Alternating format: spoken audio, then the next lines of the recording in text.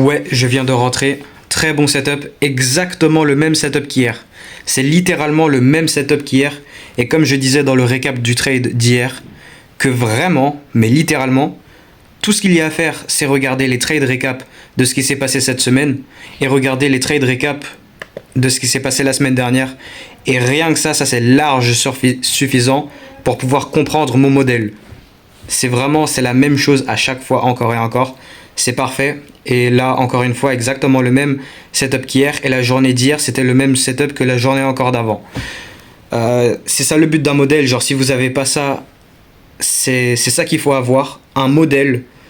Et c'est comme ça qu'on trade. Alors, j'ai commencé en daily. On avait retesté l'order block de la journée d'avant. Ici, on avait l'order block qu'on avait utilisé hier pour faire cette bougie hier, là sur les 4 heures, voilà. On a eu ce retest de la ligne violette qui est l'order block en daily. On est revenu sur la rejection block de la journée d'avant. On avait fait cette rejection block. Pareil sur le 1 heure, nous avons la rejection block. Sur les temporalités plus hautes, on est toujours dans cette fair value gap bullish en 4 heures. Et donc voilà, nous avons comme PDA HTF la RB rejection block en 4 heures, fair value gap en 4 heures, et order block daily, aussi rejection block en 4 heures. Et sur les temporalités plus petites, je ne saurais pas décrire précisément c'est quoi ce genre de signature, mais là c'est plus une question d'expérience. Me demandez pas pourquoi est-ce que je sais que cette fair value gap et ce point de liquidité clé est celui qui va se faire tenir, mais c'est quoi ça? Ah ouais, il y a une nouvelle mise à jour TradingView où en mode quand on appuie et on maintient sur le graphique, ça donne les open high, low et close des bougies. Bon, on s'en fout. On était revenu dans la fair value gap ici, qui est là où j'ai pris le trade d'hier pour suivre la hausse, pour faire ce market maker buy model. Et ce fair value gap, il se fait réutiliser ici à l'intérieur. Et on prend la liquidité du bas qui a retesté la fair value gap ici. Donc là, on a aussi la BPR, car on avait inversé cette fair value gap en 15 minutes. Pourquoi j'ai ça en haut là? Ok, il y a un petit bug, mais on s'en fout. Donc on était revenu dans la BPR d'hier pour faire le MMBM. Forcément, il y avait les confirmations à l'intérieur de ça. Hier, il y avait les 3 confirmations. J'ai pris mon trade sur la deuxième confirmation. Je ne l'ai pas pris sur la première. Et c'est exactement la même chose qu'aujourd'hui. C'est littéralement un copier-coller, genre vraiment copier-coller. Rangée haussière. On retrace dans la IRL étant toute la combinaison de ces discount arrays que je viens juste de vous expliquer. Et puis après, on a la confirmation pour aller vers la ERL. Donc IRL vers ERL par rapport à une rangée. On rééquilibre la rangée, on rééquilibre la IRL et on part vers la ERL. Et on fait le concept d'inception vers le terminus. Et le inception, il a été fait ici durant la macro de 10h, la macro de 9h45 à 10h15. La SMR, et c'est là où j'ai donc pris mon trade. Alors, je vous expliquais ça, là je suis allé un peu plus en détail, je vous disais c'est une question d'expérience, je saurais pas trop expliquer, mais ouais c'est de l'expérience. On va tenir cette BPR, plus on va sweep ce bas qui a été formé à l'intérieur de la BPR. Donc on a sweep ça en tapant dans les points d'intérêt sur les temporalités plus hautes. Ici on avait sweepé le bas de Londres, et là après on resweep, on fait de la SMT divergence avec le S&P 500 qui lui est en train de ne pas venir prendre le bas de Londres. C'est vraiment la même chose hier. Hier aussi, on avait de la SMT divergence par rapport au bas. Genre ici et ici. Waouh, mais c'est ouais, vraiment. Là et là, il y avait la SMT divergence pour le trade d'hier. Et là, on avait eu la SMT divergence ici sur le S&P 500. C'est vraiment un copier-coller, genre. Bon, je vais arrêter de me répéter. Mais ouais, ce setup d'aujourd'hui, c'est un truc de malade. Excusez-moi pour ce truc en haut, là, ça me saoule. C'est quoi ça? Ok, maintenant, je vous ai tout expliqué. Et maintenant, pour l'étape de confirmation. Donc, on a le point d'intérêt. Étape numéro 1, point d'intérêt. IRL, ERL. On a le billet, on a la narrative. Je viens de vous expliquer. C'est vraiment la même chose encore et encore. Et là, maintenant, pour la confirmation. Alors, pour la confirmation numéro 3, forcément, il y a la confirmation numéro 1 qui est la IFVG en 1 minute. La confirmation numéro 2 qui est le CSD 5 minutes, et la confirmation numéro 3 qui est le CSD 15 minutes. Donc là, sur la bougie de 9h45 qui ferme à 10h, entrant dans la nouvelle horaire, et séparant les deux moitiés de la macro. Bref, pourquoi je fais toujours des ajouts? Genre, je fais des ajouts en plus sur le gâteau. Mais en mode, on a eu la bougie de 15 minutes de 9h45 qui a fait le CSD. Mais j'ai acheté avant ça, car nous avons eu ça c'était donc la confirmation numéro 3. Et la confirmation numéro 2, c'est le CSD en 5 minutes, le CSD marqué structure shift. CSD ici, création d'order block. On CSD ce mouvement baissier ici qui est l'order block, la création de l'order block en 15 minutes. Donc on a CSD 15 minutes, CSD 5 minutes. Et la confirmation numéro 1, c'est quoi? La même chose qu'hier, IFVG 1 minute. Donc là on a fait... Ça c'est le mouvement de manipulation pour venir sweep les liquidités, taper dans les points d'intérêt, former de la SMT divergence sur les temporalités plus hautes. Et après on inverse, genre... Je vous le dis dans le Discord les gars. Envoyez-moi un message si vous voulez venir dans le Discord pour maîtriser le modèle, parce que j'ai fait un Discord pour ceux qui veulent apprendre mon modèle et maîtriser mon modèle. Il y a vraiment tout ce qu'il faut sur ma chaîne YouTube. Je vous ai fait une vidéo sur mon modèle, il y a tout ce qu'il faut sur YouTube pour apprendre mon modèle. Et un truc que j'expliquais aux gars dans mon Discord l'autre jour, c'est que le truc le plus important de ma stratégie, c'est l'inversement de ce mouvement de manipulation qui vient taper dans les points d'intérêt. Parce que sur chaque trade, nous devons avoir un point d'intérêt sur lequel le prix, il vient et il s'arrête pour former le setup du trade. Et en venant dans le point d'intérêt, il va venir faire un mouvement de manipulation. Ça, c'est le mouvement de manipulation pour venir sweep les liquidités, taper dans les points d'intérêt et former de la SMT divergence.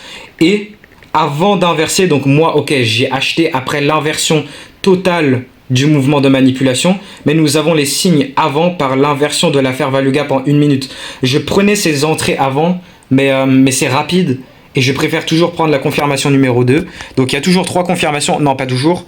Là je dis toujours parce que, bon là je parle vite et tout, excusez-moi, mais je dis toujours parce que voilà, c'est le copier-coller depuis plusieurs jours là. Mais donc on a confirmation numéro 1 qui est un inversement à l'intérieur du mouvement de manipulation, donc une pré-indication qu'on va entièrement inverser le mouvement de manipulation. Puis la confirmation numéro 2, c'est l'inversement total du mouvement de manipulation. Et confirmation numéro 3, c'est la même chose, juste une signature plus grande. Parce que là on a eu la signature sur le 5 minutes qu'on a inversé ce mouvement de manipulation. Ça, voilà, c'est ça là, la bougie de manipulation. Et là on l'a inversé, donc j'ai acheté là. Et puis on a le CSD 15 minutes.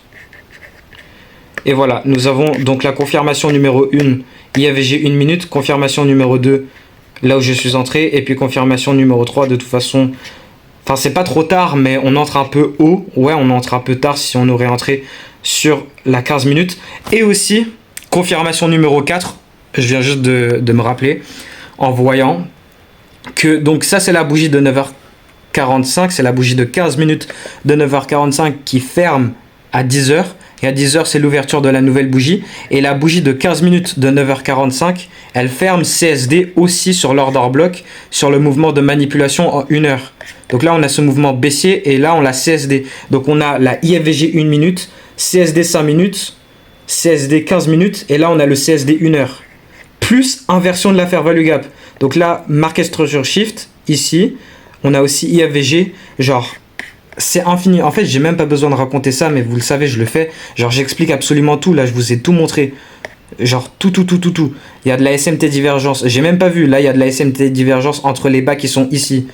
Ouais, on a de la SMT divergence là. Bon, après, ça, c'est pas très important. Mais c'est là.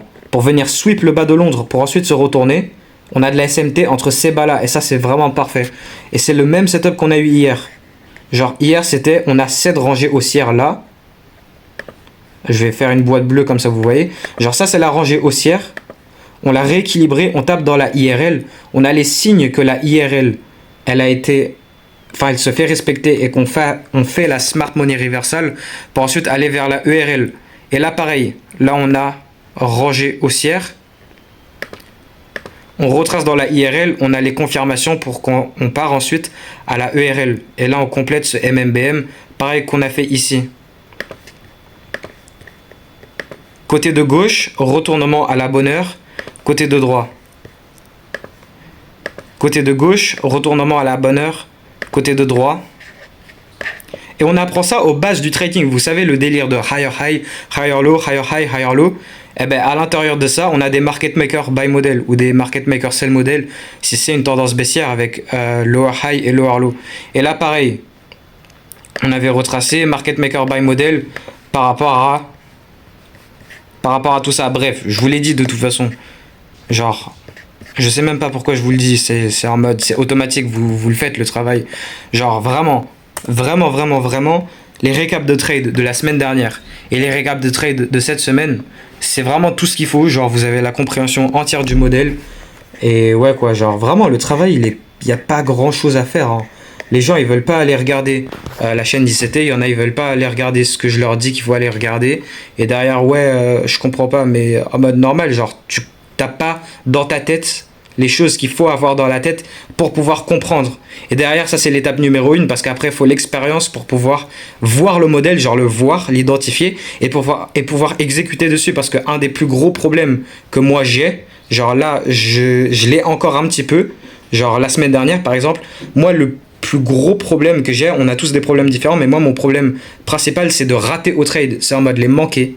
C'est genre ne pas pouvoir intervenir correctement dessus, ou même pouvoir les voir sur les moments et les voir uniquement après qu'ils ont été faits. Donc on peut très bien connaître le modèle, on connaît tout ce qu'on a à faire. Genre moi j'ai toujours eu un très bon skill graphique, mais ça sert à rien d'avoir un très bon niveau au trading graphique si on ne sait pas trader. Et ça c'est une chose très importante. Donc voilà, réglez vos problèmes. Et vraiment, on peut devenir rentable en une semaine. Genre, il faut juste régler les putains de problèmes. Et les gens, ils le font pas parce que, genre, ce qui empêche les gens de devenir rentables, c'est de 1, ne pas avoir une stratégie qui fonctionne, ne pas avoir un modèle, un truc qui se répète plusieurs fois par semaine. Ou même une fois par semaine, genre, c'est large suffisant. Mais en mode un truc qui se répète encore et encore et encore. Donc, déjà, numéro 1, avoir un modèle. Ça, c'est le truc général, personne n'a un modèle. Mais une fois qu'on a un modèle, il faut pouvoir le trader. Et après, derrière, on a plein de problèmes qui nous empêchent de pouvoir bien trader le modèle. Moi, ça a toujours été de prendre un mauvais setup à haute probabilité, un setup qui n'est pas vraiment le modèle. Genre, moi, il y a des setups A, B et C, et ben, c'est prendre des B et des C. Alors que moi, je dois que prendre des A. Donc ça, forcément, ça s'est passé. Mais j'ai encore un tout petit peu, là je suis en train de régler, mais de plus rater des trades. Donc moi, mes plus gros problèmes, ça a été de prendre un mauvais trade et de rater des trades. De ne juste pas être dedans, après c'est pas très grave, ok j'ai rien fait, mais j'ai loupé sur prendre la formation de mon modèle devant mes yeux, si vous voyez ce que je veux dire. Et ça c'est vraiment genre, c'est pour moi, mais il y en a d'autres, ça peut être des choses psychologiques. Moi j'ai rien de psychologique. Mais il y en a, ça peut être des trucs psychologiques, il y en a, ça peut être je ne sais quoi, mais en tout cas, on va tous avoir des problèmes différents. Il faut les régler, genre pouvoir les identifier. Et une fois qu'on les identifie, il faut un plan d'action pour pouvoir ne pas les faire. Genre savoir exactement comment ne plus le répéter sur le graphique. Mais pas genre se dire, ok, je vais plus le refaire, mais en mettant des paroles dans du vide, parce qu'il n'y a pas de changement général derrière. Genre tu te dis ok je vais plus faire l'erreur, mais il n'y a pas de réel changement de derrière. Il faut vraiment pouvoir savoir qu'est-ce que c'est qui va nous empêcher de ne plus jamais faire l'erreur. Et voilà pour les récaps de trade d'aujourd'hui. Je lâche toute la sauce que je peux lâcher. Vraiment les trades récaps de la semaine dernière et les trades récaps de cette semaine, c'est vraiment la seule sauce qu'il faut pour comprendre mon modèle. Je trade vraiment genre les MMBM, les MMXM classiques, IRL vers ERL, sans top tick ou bottom tick les marchés comme il y en a ils font, mais d'attendre la formation d'un setup avec ce sort de CSD et confirmation de l'inversement de ce mouvement de manipulation une fois qu'on vient dans le point d'intérêt. Et ça n'a pas forcément besoin d'être des trucs comme je suis en train de montrer, genre ça peut être aussi être des genre le modèle qui se fait pendant que le marché est en train de s'étendre. Enfin bref, vous voyez quoi, il y a plein d'alternatives différentes, plein de scénarios différents. Là par exemple, j'ai fait une session de backtesting sur le mois de décembre 2024, genre tout le mois de décembre 2024, et je vais faire des sessions de backtesting sur les autres mois, sur d'autres mois de mon modèle, et vous verrez genre des différentes conditions de marché, parce que là c'est les conditions de marché où on fait ce fameux pattern genre qu'on apprend aux bases de trading, où on fait higher high, higher low, higher high, higher low, et à l'intérieur de ça, à l'intérieur de chaque retracement suivi d'une expansion pour faire le nouveau higher high, à l'intérieur de ça, il y a un market maker buy model. Et comment on vient à l'intérieur de la IRL de la rangée précédente pour ensuite aller à la ERL de la rangée actuelle durant ce retracement. Et ça, c'est vraiment le classique. Mais si imaginez, on est en pleine expansion, eh bien, on va pas être en train de faire ça vraiment, ou alors si on est en range en train de se préparer après un mouvement soudain qui a été fait, genre il y a généralement 3 conditions de marché différents et voilà, je vais essayer de tout montrer, mais généralement genre vraiment mes récaps de trade, vous comprenez très bien mon modèle. Et ouais quoi, vas-y, je vais mettre la fin à la vidéo. Là je suis vraiment en train de yap, mais j'adore yapper en vrai. Moi je suis un yapper, vous me connaissez, moi je yappe, moi je parle, je raconte, genre ça sort. Et là ma voix elle est un peu pétée, genre là en ce moment ma voix elle est vraiment cooked, mais je continue à parler pour la cook encore plus. Mais ouais, vas-y, il se passe quoi là? Vas-y, il y a du bruit là à l'extérieur. Mais vas-y, je vais arrêter la vidéo et on se dit salut au prochain récap de trade. Et vas-y, et réglez vos erreurs parce que genre, en mode on peut avoir tout ce qu'il faut pour gagner, mais derrière on règle pas ces erreurs, on règle pas ces problèmes qui nous empêchent de pouvoir gagner. En mode, si on décide de pouvoir régler ces problèmes, on peut être rentable du jour au lendemain, genre comme ça, un claquement de doigts, on décide d'être rentable, mais pas en disant des paroles dans du vide, en faisant les actions qui va nous permettre de réellement ne pas répéter ces erreurs. Genre là vraiment, j'ai dit tout ce que c'est que j'ai à dire là, je vais vous dire salut. Je parle un peu comme, je sais pas, un wesh wesh là, mais vas-y, allez salut.